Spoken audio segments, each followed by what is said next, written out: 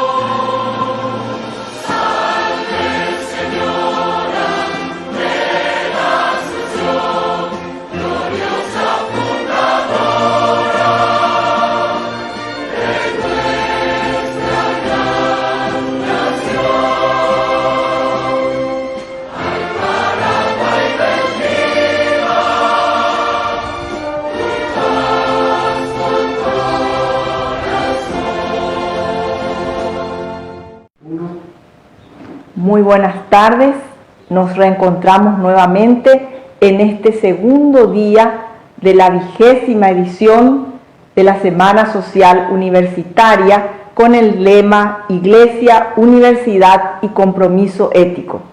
En esta ocasión, el tema que nos convoca es precisamente nuevos planteamientos para las universidades a partir de la pandemia. Estará a cargo del presbítero doctor Narciso Velázquez Ferreira, quien es rector de la Universidad Católica y presidente del CONES. Es un tema el cual estamos muy atentos porque es de suma importancia para todos los alumnos, para toda la comunidad universitaria y para el país entero en este momento en el que las dificultades y la situación en educación son inciertas y difíciles. Así que a partir de ahora el presbítero doctor Narciso Velázquez Ferreira nos iluminará sobre este punto. Muchísimas gracias a todos por estar hoy y por estar siempre. Buenas tardes y bienvenidos todos. Narciso Velázquez es doctor en Derecho Canónico por la Universidad Gregoriana de Roma, Italia. Es docente universitario y con trabajo pastoral como párroco del Santuario del Perpetuo Socorro, además de su función de vicario de Asuntos Económicos de la Arquidiócesis de Asunción y actualmente presidente del Consejo Nacional de Educación Superior, electo el pasado 28 de octubre por el periodo 2019-2022. Es confirmado como rector de la Universidad Católica Nuestra Señora de la Asunción por un segundo quinquenio para el periodo 2020-2025.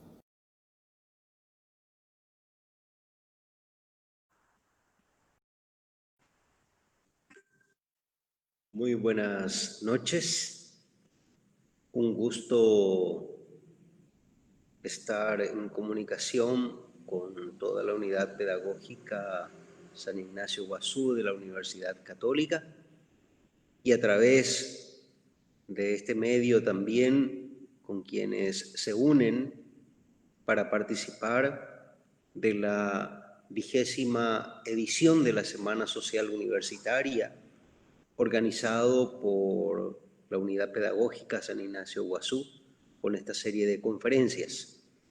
Quiero saludar muy especialmente a la señora directora general, la profesora Esperanza del Puerto, a todo el Consejo de Gobierno de la Unidad Pedagógica y en particular modo al presbítero licenciado Bernardo Ríos, quien me ha contactado para asistir como disertante dentro de esta serie de conferencias, felicitando la iniciativa, agradeciendo también a quienes colaboran, muy especialmente a Monseñor Francisco Pistilli, que estuvo con la ponencia como responsable del día de ayer, el primer día, y también pues mencionando muy especialmente a Monseñor Pedro Collar, obispo de la diócesis de San Juan Bautista de las Misiones y por tanto también responsable de esta sede de la Universidad Católica, la Unidad Pedagógica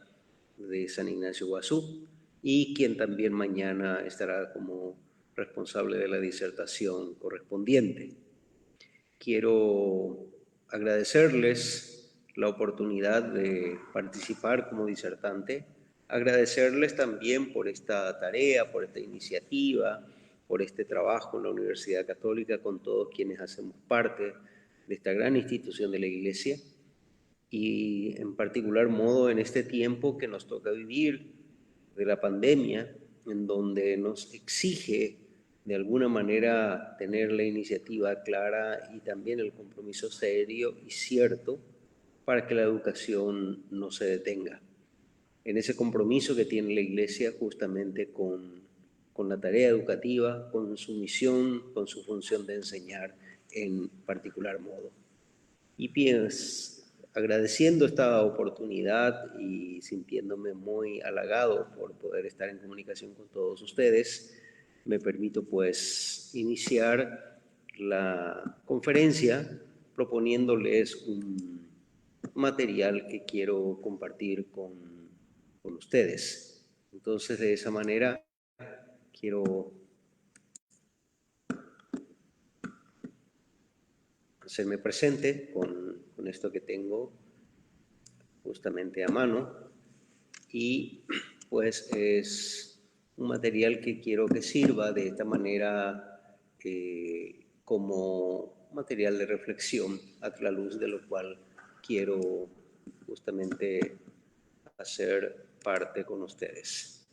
Espero que se esté visibilizando adecuadamente. Voy a tratar de hacer los ajustes correspondientes para que entonces tengamos lo que queremos presentar. Bien, dentro de este ciclo de conferencias me invitan a presentar esta reflexión en torno a lo que se denominan nuevos planteamientos para las universidades a partir de la pandemia. Reitero, en este ambiente de la 20ª edición de la Semana Social Universitaria, que tiene como título, como línea conductor de reflexión, Iglesia, Universidad y Compromiso Ético. Cuando justamente me indicaba el padre Bernardo el tema y me decía, nuevos planteamientos para las universidades, ahí me venía en mente que esos nuevos planteamientos justamente es como un tema siempre presente para las universidades, sobre todo porque entendemos que la universidad es la gestora del conocimiento en su gran tarea, como dicen los documentos de la Iglesia, y así lo avala la Ex Corde Ecclesiae, que es el documento que hoy orienta el trabajo de las universidades católicas a partir de su promulgación por el Papa Juan Pablo II, Ex Corde Ecclesiae, así se denomina el documento, que traducido significa desde el corazón de la Iglesia. El Papa dice de que desde el corazón de la Iglesia nacen las universidades. ¿Y para qué? Pues para buscar la verdad. Es el objetivo. La universidad busca la verdad. Es la misión de la universidad. Y por ese motivo, hablar de nuevos planteamientos para las universidades, estamos diciendo justamente cómo su misión, cómo su tarea se le presenta a través de los acontecimientos que surgen. Y por eso decir, a partir de la pandemia, quiero decir que la pandemia en sí mismo, en el universo, ha presentado, ha impactado con distintos cuestionamientos. Hizo emerger, hizo salir a flote distintos cuestionamientos.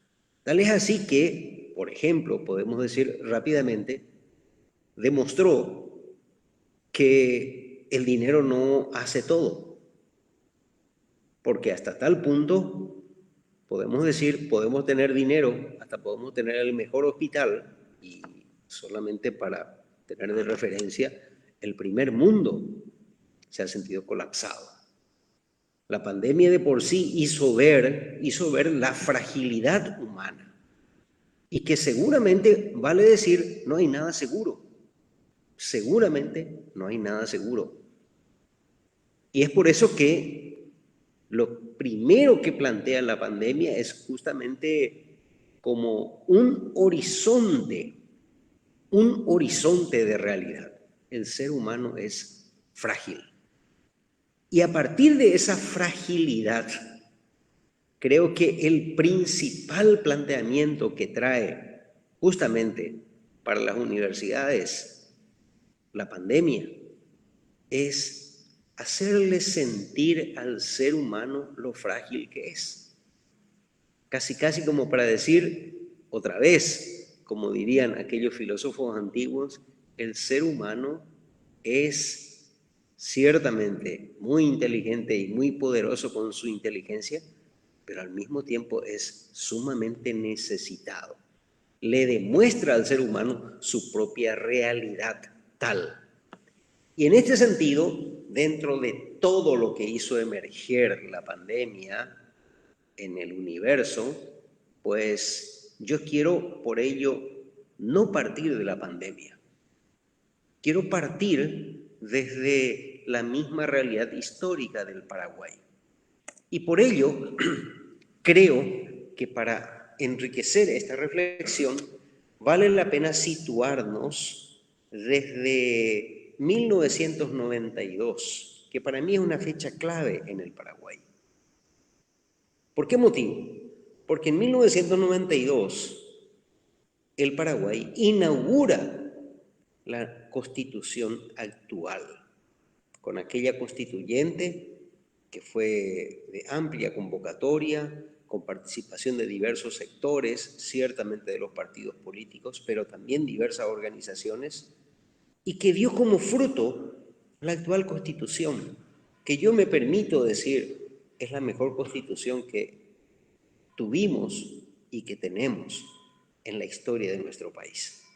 Fundamentalmente porque en esta Constitución de 1992, porque también convocó a grandes exponentes, pensadores de nuestro país, ya teníamos mucha gente con trayectoria, con historia, incluso con visiones de distintos puntos de vista, ya teníamos muchos estudiosos y especialistas, ha permitido tener seguramente como modelo, pues, ya doctrinas constitucionales de diversos ámbitos, que tenía como fundamento principal la democracia.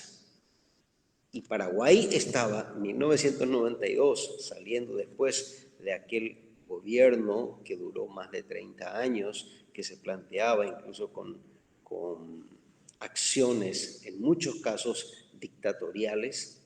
Entonces Paraguay inauguraba la democracia. De hecho, que uno de los principales signos de la democracia ha sido esa libertad política, esa libertad que se ha dado en muchos ámbitos de la vida, como para poder expresar ideas, para poder hablar. Ahora, definitivamente, todo esto es un proceso. Y dentro de ello, la Constitución de la República del Paraguay de 1992 inaugura al mismo tiempo así varios órganos al interno de la justamente distribución y los servicios del Estado. No voy a hablar mucho de ello porque no es el tema que me interesa, pero sí quiero señalar, así también como órganos, como institución, la Constitución de la República del Paraguay trajo en sus articulados también instituciones de pensamiento. Y una de ellas que quiero justamente señalar es el tema de la autonomía universitaria. Por eso, ¿dónde comienzo los nuevos planteamientos para las universidades? Por eso quiero comenzar de la Constitución de 1992. De hecho, la autonomía universitaria es un principio doctrinal, no solamente un principio constitucional, es un principio doctrinal que hace ser al ser mismo de la universidad. ¿Y por qué la autonomía universitaria hace ser al ser mismo de la universidad? Porque es la que le permite justamente ensayar los mecanismos para la búsqueda de la verdad.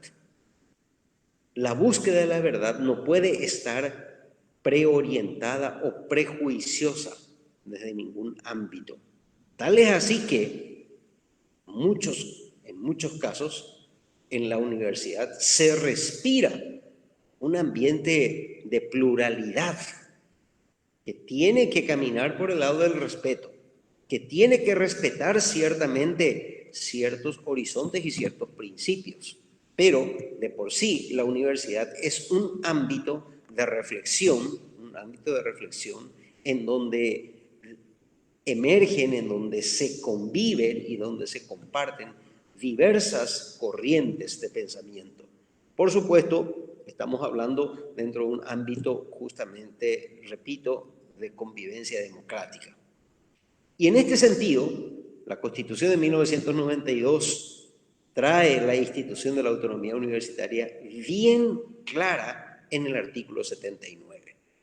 Y este artículo 79 justamente nos indica cuál es el fin principal de las universidades, de los institutos superiores. Y dice que será la formación profesional superior, la investigación científica y tecnológica y la extensión universitaria. Entonces, la finalidad de la universidad está en esto: la formación, la investigación y la extensión. Y dentro de este ámbito, ¿en qué se forma? Pues se forma transmitiendo aquellos conocimientos justamente que se tienen. Pero el transmitir conocimiento no es suficiente. Se transmite un conocimiento al cual se ha llegado.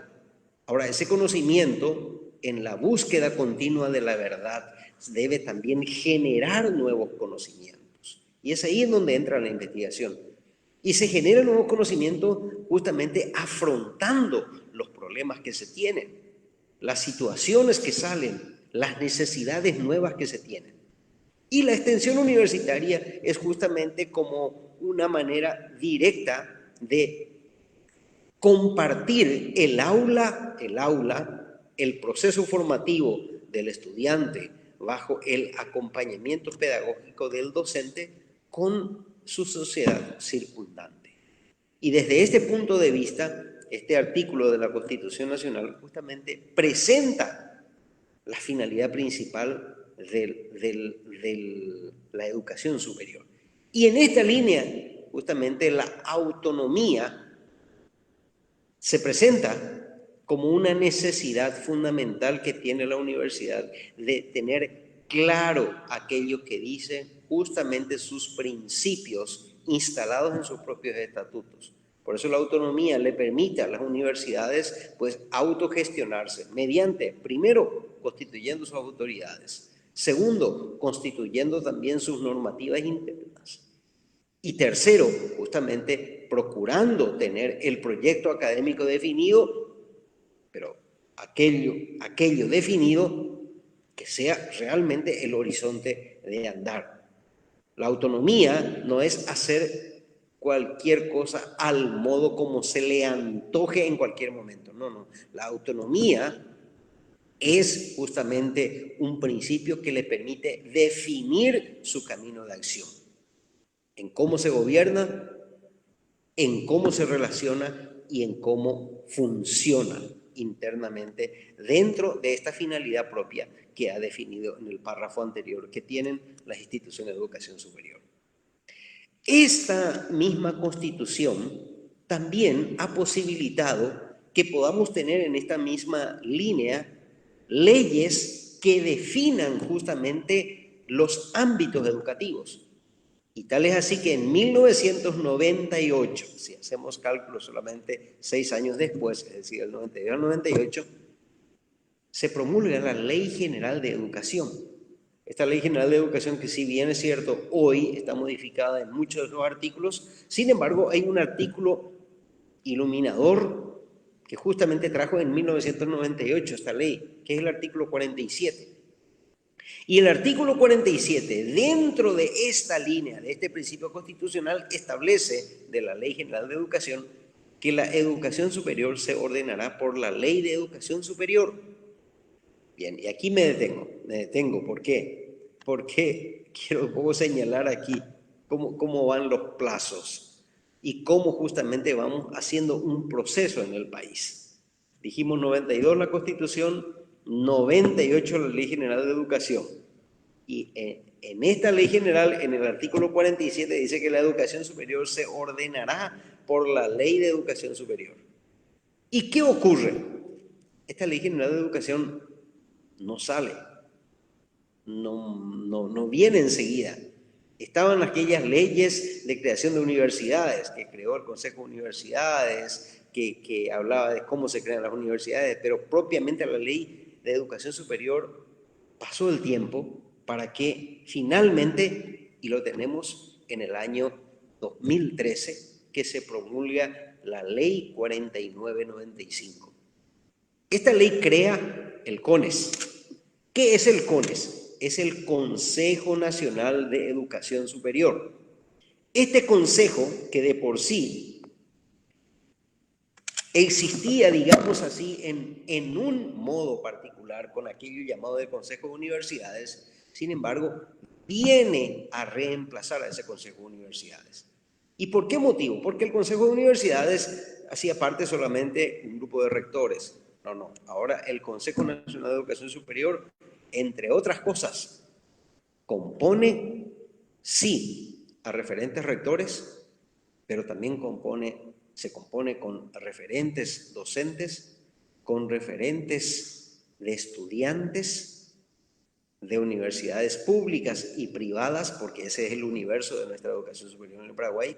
Además de eso, trae también algunos miembros que tienen un derecho directo, entre ellos el ministro de Educación, hace parte del CONES, el presidente del Consejo Nacional de Ciencias y Tecnología, denominado así el CONACYT, y también, pues, el rector de la Universidad Nacional de Asunción, en este caso la rectora es ahora, y el rector de la Universidad Católica, que también hace como miembro nato, miembros directos. El resto viene justamente por elección de sus pares y se eligen referentes del estudiante privado, referentes del estudiante público, estoy hablando así para entender estudiantes de universidades públicas, estudiantes de universidades privadas, referentes docentes privados, referentes docentes públicos, es decir, que son de docentes de universidades públicas, de universidades privadas, y también muy importante, porque así lo dice el mismo artículo 79, que también hace parte de la educación superior los institutos superiores. Y entonces en la ley 4995 también tiene representación referentes de los docentes de institutos superiores públicos y docentes de institutos superiores privados en sus respectivos directivos. De esta manera tenemos esta composición. Hay otro componente, otro miembro que ahora mismo está ausente porque todavía no está conformado, está en proceso de conformación, cuál es el Consejo Nacional de Educación y Ciencias, denominado así con la sigla CONEC, que no es el CONES, es el CONEC. Ese representante también será parte del CONES una vez nombrado en un titular y en un suplente. De esta forma, este Consejo Nacional de Educación Superior, que es el CONES, viene, mediante su ley, con un articulado específico que me parece importantísimo para responder a estos nuevos planteamientos para las universidades. En el artículo 9 trae las funciones del CONES. Y quiero mencionar 3. En realidad, ahí les puse 17. ¿Por qué? Porque la ley, que vale la pena leerla, vale la pena conocerla en profundidad, la ley 4995 trae 17 funciones del CONES. Pero les quiero mencionar 3. Y fíjense cómo dice. Primero, velar el cumplimiento de la garantía constitucional de la autonomía universitaria. Esa es la primera función del CONES. Velar por el cumplimiento de la garantía constitucional de la autonomía universitaria. Este principio viene a ser sellado de nuevo con la ley que crea el CONES. Y el CONES tiene que velar porque se cumpla esa autonomía, porque esa autonomía sea garantizada, porque esa garantía sea también ejercida. En segundo lugar, y aquí este es también de suma importancia para que entendamos nuevos planteamientos para las universidades, ese es nuestro tema. ¿Cuál es otra segunda función del CONES? Dice, proponer las políticas para el desarrollo y el funcionamiento de la educación superior de acuerdo con los planes de desarrollo nacional. Por tanto, el CONES tiene la gran tarea de proponer estas políticas justamente que ayuden para el desarrollo del país, estas políticas públicas, es decir, aquel accionar que es necesario para que sirva al desarrollo nacional, según los planes del desarrollo nacional. ¿Qué quiere decir el desarrollo nacional? Quiere decir aquello que alcance como bien para todo el país, para todos sus habitantes, que no pueda excluir a nadie. Y cuando hablamos de desarrollo, estamos hablando justamente no solamente de una cosa linda que pueda servir para algún caso, para alguno. No. Tiene que ser lo más bueno para la mayoría, lo más bueno para todos, valga la palabra, aunque a veces tengamos que decir que eso parecería como imposible. No, pero se tiene que garantizar que todos los habitantes tengan acceso a aquello básico y esencial. Por tanto, esas políticas las tiene que proponer el CONES. ¿Por qué motivo? Porque la educación superior lleva a la formación, lleva a la investigación, lleva justamente a eso que llamamos así el trasladar el aula con la realidad, que se llama extensión. Por tanto, esas políticas tienen que justamente ser las que orienten este accionar de la transmisión de conocimiento, de la generación de nuevos conocimientos y de la extensión universitaria. Y finalmente, un tercer elemento, nuevos planteamientos para las universidades, es una de las funciones que está en el punto E del listado de funciones. Dice que el CONES debe coordinar con el Ministerio de Educación y Cultura. Ahí dice cultura, ¿por qué? Porque antes de eso todavía, cuando salió la ley, era el Ministerio de Educación y Cultura, hoy es Ministerio de Educación y Ciencias, los programas que apunten a la articulación de la educación media con la educación superior. Qué interesante este tema. ¿Por qué motivo? Porque hoy, más que nunca, vemos cómo hay un cierto reclamo justamente de que la educación media tiene una cierta falencia de frente a la preparación para la universidad. Es como una queja común. Y eso el CONES lo debe coordinar con el Ministerio de Educación y Ciencia. Lo debe coordinar mediante acciones comunes en justamente hacer un planteamiento. Cuando hablo del CONES, estoy hablando de este órgano que hoy rige y que orienta el accionar de la educación superior en el Paraguay.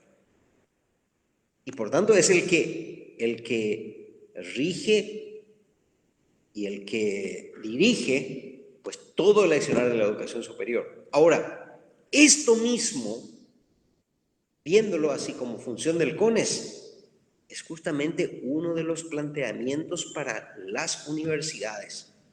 Y es lo que tendríamos que plantearnos nosotros justamente como Universidad Católica. A ver, ¿cómo llevamos esto? ¿Cómo vivimos nuestra autonomía? Nuestra autonomía que pasa incluso desde nuestra propia visión y misión de universidad. ¿Qué universidad somos nosotros? Y esa autonomía, pues ejerciéndola adecuadamente, ¿cómo nosotros colaboramos para proponer políticas para el desarrollo dentro de nuestra realidad? Y finalmente esta articulación de la educación media con la educación superior. Qué importante es pensar un poco esto, a ver cómo nosotros como universidad podemos hoy plantearnos seriamente esto. Y a eso voy a concluir con algunos elementos principales que nos trae hoy un nuevo documento que ha lanzado recientemente en este mes de septiembre la Congregación para la Educación Católica, que es el órgano que nos rige a nivel de toda la Iglesia, justamente como institución de la Iglesia de Educación Superior. Y es esta que nos plantea una carta circular. Fíjense ustedes, ha sido promulgada el 10 de septiembre de este año 2020. Y esta carta circular de la Congregación para la Educación Católica trae como objetivo principal y dice, ¿cuál es la urgencia que tenemos hoy? Dice, superar la interacción exclusiva, aunque necesaria, durante la pandemia, a través de la pantalla de la computadora o las conexiones del mundo digital para conocer gente real. La congregación recomienda que las comunidades educativas compartan un nuevo pacto educativo para la formación de los jóvenes y que las autoridades inviertan más en la educación. Aquí ya vienen cuáles son los nuevos planteamientos. Los nuevos planteamientos es justamente que hoy, ya que estamos lastimosamente impedidos a encontrarnos, y a eso va a apuntar esta carta circular de la congregación, a encontrarnos. ¿Y por qué motivo? Porque va a decir la congregación justamente, y ahí vamos a tratar de profundizar, que la educación es encuentro. La educación es encuentro. La educación requiere del estar cerca. ¿Por qué? Porque es ahí en donde aprendemos, en donde educamos y nos educamos. Esta carta circular que salió con el protocolo 353 del 10 de septiembre de 2020, justamente viene a traernos luz en esta misma circunstancia. Dentro de ello, primero de todo, dice de que la educación tiene el componente de la relación. Y esto nos plantea un problema muy serio, Lastimosamente, porque hoy no es posible encontrarnos en escuelas físicas, en aulas físicas, hoy tenemos el elemento de la conectividad mediante este mecanismo. Hoy esto nos facilita muchísimo. Gracias a esto yo estoy en contacto con ustedes, no importa dónde estoy, y ustedes tal vez están en sus casas, otros tal vez están en la universidad, otros tal vez están incluso siguiéndonos desde otras ciudades. Sí, es un gran paso y un gran aporte. Sin embargo, esa misma distancia ha hecho también que otros sufran por esta situación. Según datos recientes proporcionados por organismos internacionales, alrededor de 10 millones de niños no tendrán acceso a la educación en los próximos años. ¿Por qué motivo? Porque hoy, si vos no tenés internet, si no tenés un dispositivo adecuado, lastimosamente, te quedás fuera. ¿Y cuántos han quedado fuera de nuestros ambientes educativos, de nuestras aulas? Mismo la Universidad Católica, ustedes seguramente manejan algunos estudiantes que han tenido que dejar. Nosotros tenemos algún problema de conectividad en algunos lugares. Incluso la conectividad hoy, que no depende ni de la universidad ni del estudiante, depende del propio servicio de conectividad. Ahora, dentro de esa realidad, entonces, ¿cuál es el primer planteamiento? ¿Cuál es el planteamiento para hoy, para las universidades? Las universidades deben de justamente hacer la reflexión cómo esta distancia se puede ir acortando. ¿Cómo se puede hacer para que los niños no queden a la deriva, sin escuela, sin educación media, sin universidad, los jóvenes? Segundo elemento que plantea justamente la Congregación para la Educación Católica es la formación de los educadores. ¿Por qué? Porque dice que los educadores tienen una inestimable contribución. Y en este sentido, justamente es necesaria una sólida formación permanente que sepa responder a las necesidades de los tiempos sin perder la síntesis entre fe, cultura y vida. Es la clave peculiar de la misión educativa llevada a cabo en las escuelas y universidades católicas. Ese es un elemento importante a tener en cuenta. Esa formación permanente, no es solamente una formación desde el punto de vista académico e intelectual, sino que es también una formación personal. Hoy el docente se encuentra ante esta nueva circunstancia que le exige ciertamente un nuevo modo de ser docente. Pero el docente no es posible reemplazar. Y ahí también requerimos de un nuevo ejercicio. Hoy, aunque sea a través de la pantalla, el docente debería, y está llamado, invitado, está pedido, está justamente convocado a buscar ese encuentro personal. Y por ello está invitado y está como exigido a vencer todo lo que pueda hacer de alguna manera esa dificultad personal para encontrarse con sus estudiantes. Y desde ese punto de vista, esto que estamos haciendo hoy justamente es una manera de hablar directamente a la cara del otro. Y es aquello como un mecanismo. Ahora, termina la clase y termina. Es necesario, a más de la clase, también un contacto personal, una vinculación personal. ¿Cómo está él? ¿Cómo siente? ¿Cómo vive su vida? Y por eso, más que simplemente desarrollo de contenidos académicos o de contenidos programáticos, también es necesario un desarrollo de relación. Y para ello es necesaria la formación continua, permanente, y un acompañamiento también para el docente para que pueda vencer todo este proceso justamente de sus desafíos personales. En el siguiente punto en el cual plantea justamente este documento de la Congregación para la Educación Católica, que yo le puse allí como para entender la sigla SEC y lo relaciono con el CONES. ¿Por qué motivo? Porque justamente aquello de proponer políticas que viene en la visión del CONES, lo quiero relacionar con esto que dice la Congregación para la Educación Católica. el alma del proceso educativo. ¿Quién es el alma del proceso educativo? Es la persona concreta y real.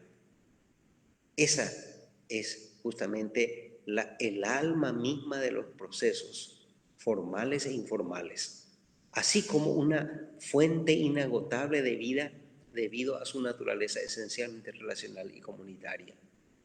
Me hacían una pregunta hace unos días, un medio de comunicación: ¿qué hace falta para mejorar la educación a distancia? ¿Y cuál es el valor de la educación a distancia? Ahí, ¿por qué? Porque hoy se presenta esto. Bueno, perfecto, el valor de la educación a distancia es seguramente que yo puedo educarme, yo puedo hacer acompañamiento, puedo hacer un proceso educativo, no importa el lugar que sea, y seguramente, si es que tengo buena conectividad, me ahorro un buen tiempo de viaje, etc. Y en ese sentido hasta puede ser, en algún caso, digamos así, menos costoso. Sin embargo, hay que decir bien, reiteramos esto, la educación requiere de la presencia. ¿Por qué?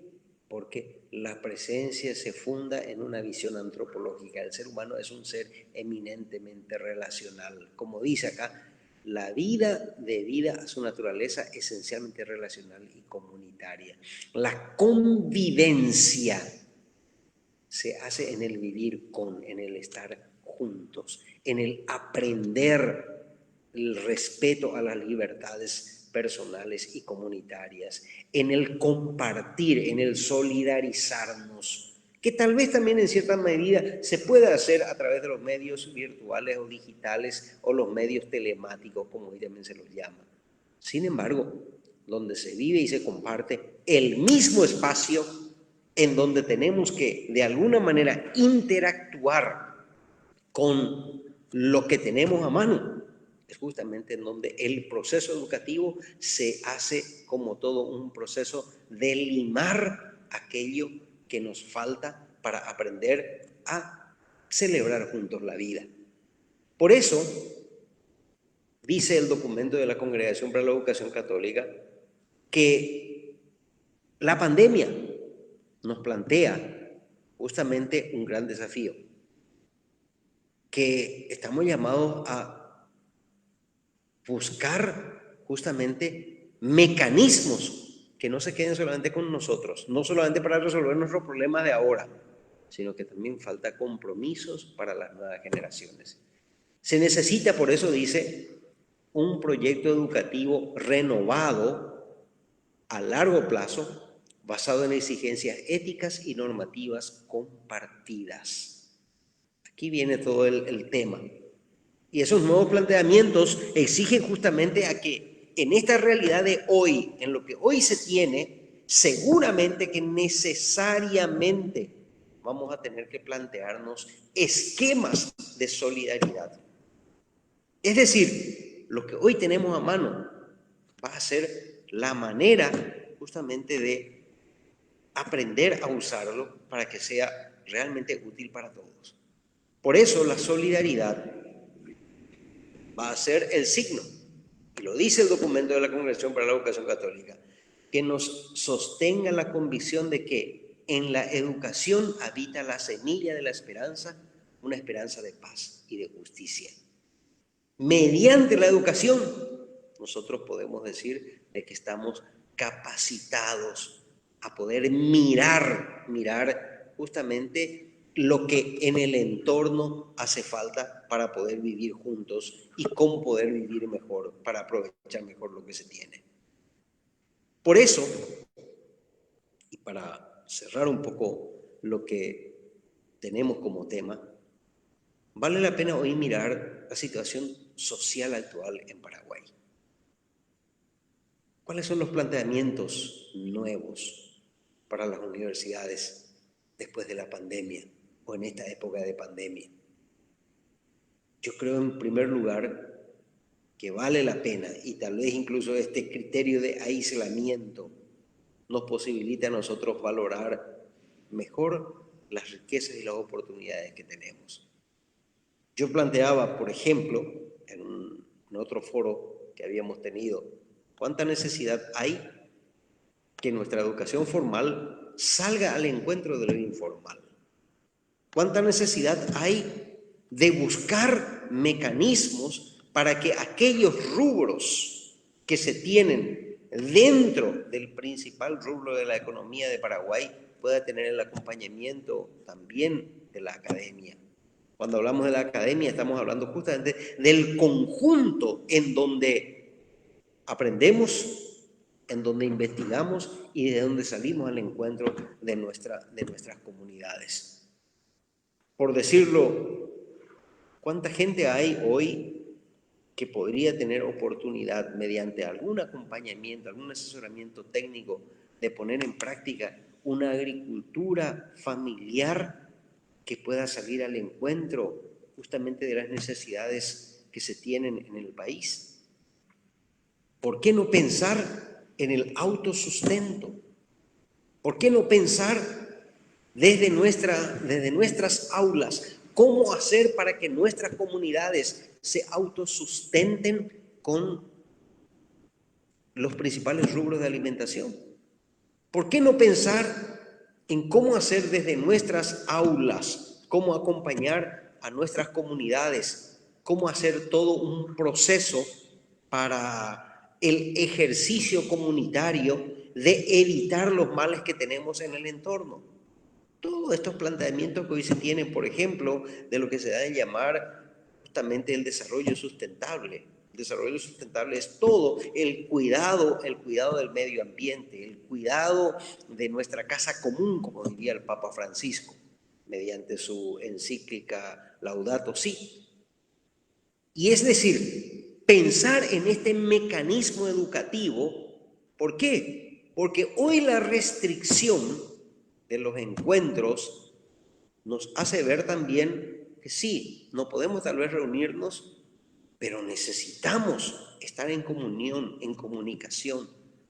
Porque no podemos reunirnos no quiere decir que no podamos poner un horizonte común hacia donde caminar. ¿Y cuánta falta hace eso? Justamente de entrar en un esquema de sensibilización particular. Lo mismo, todo esto que hoy tenemos a la vista, por ejemplo, estos grandes problemas sociales de la pobreza en la cual vive muchísima gente. ¿Y pobreza por qué? Porque lastimosamente tenemos una desigualdad social grande. Pero esa desigualdad social, ¿cómo es que no podríamos entrar dentro de un esquema de reflexión en conjunto para disminuir esa desigualdad? ¿Y cómo se disminuye la desigualdad? La desigualdad se va a disminuir solamente si hay paz. Si es que hay capacidad de apertura, pero en paz, por iniciativas propias. Si es que no hay por iniciativas propias, nos vamos a llevar a peleas, nos vamos a llevar a justamente a despojos. Sin embargo, nuestras aulas pueden ser buenos lugares de laboratorio, de pensamiento, de foros, de trabajo de investigación para saber cómo se puede afrontar cada una de las situaciones que tenemos como necesidad en nuestras comunidades. Y por eso la situación social de Paraguay es hoy todo un ámbito desde donde vale la pena también motivar nuestras reflexiones. ¿Y cómo responder a aquello? Hoy tenemos el gran problema, otra vez, que viene al tapete del secuestro de personas en nuestro país, una práctica que no era así conocida como hoy se tiene hace mucho tiempo en nuestro país. Hay personas que están desaparecidas prácticamente. Hace años que fueron llevadas por otras personas y no se sabe nada de ellas. Un dolor tremendo para las familias. Y algunos, un grupo de gente, también paraguayos, hermanos nuestros, se atribuyen como un mecanismo extorsivo para lograr ciertos fines. Y esos fines lo ponen ellos como fines buenos. Esto de exigir a alguien, por ejemplo, que dé alimento a cambio de, mediante, o como dicen ellos, gentileza de. Este mecanismo parece como que quiere usar un fin bueno mediante un método no bueno. Esto tiene que llevarnos a una reflexión.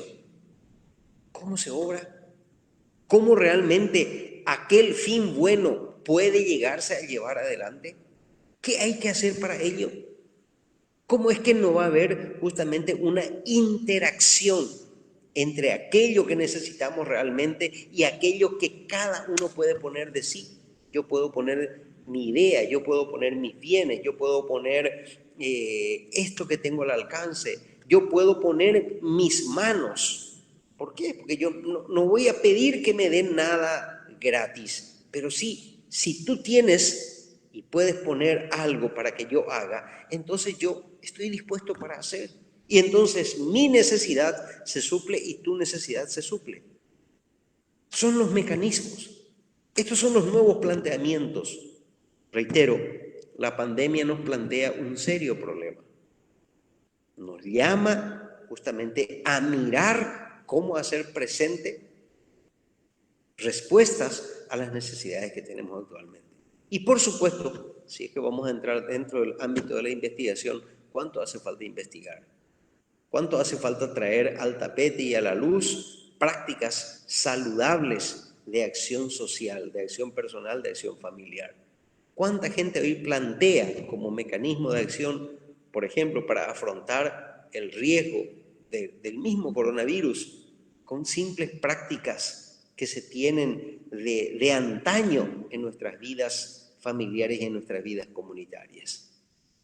Por eso, volviendo al tema de la autonomía universitaria como un gran elemento que hoy tenemos incluso como principio constitucional, es el gran valor que nos permite a la universidad ser un gran centro de orientación, ser un gran centro en donde nos planteemos los problemas serios que tenemos hoy como país, como comunidad, como ciudad, y a partir de ello proponer caminos de acción. La acción y el cambio se inicia con una idea. Cuando esa idea se cristaliza y cuando esa idea es clara, es también posible de proponerla y es también factible de llevarla adelante. Agradeciendo esta oportunidad de estar en comunicación con ustedes, con estos planteamientos, con estas líneas de reflexión, ciertamente deseo que esta época vivida y esta semana social, en su 20ª edición, sirva también como un lugar de reflexión desde dónde y para dónde podamos orientar mejor nuestra vida como Paraguay, mejor nuestro trabajo como Universidad Católica y mejor como familias cristianas comprometidas con nuestra sociedad y comprometidas con el mundo. Muchísimas gracias.